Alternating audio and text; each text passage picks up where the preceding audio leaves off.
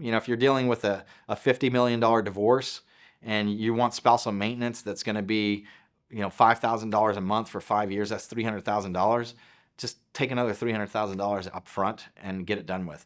The more that you can eliminate the back and forth between the spouses, the better. So spousal maintenance sounds good in theory, but the payor doesn't like paying it. The receiving spouse I'd rather receive something than not receive it, but I'd rather have received it up at the beginning and not have to deal with having to constantly wonder and, hey, now I got something I got to track. And I'm trying not to think about my ex anymore, but every month I get money from my ex. And what does that do? It triggers an emotional and psychological response in me and thoughts about my ex when I'm trying to move on.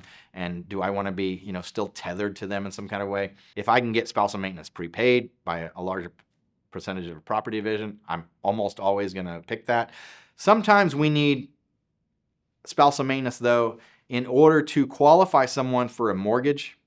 So if you're going to take out a loan, you have to have a certain amount of income, and you have to have, I think most mortgage brokers want 4 months worth of actually received spousal maintenance, and it be in a written order for the banks to consider that an actual income source for the purposes of getting a loan. The difference between temporary and permanent alimony, technically in Texas, is called spousal maintenance. Temporary means from now until the time that the divorce is final. Permanent or final spousal maintenance can last for anywhere from 5 years or less. That's from the time that the divorce is granted forward.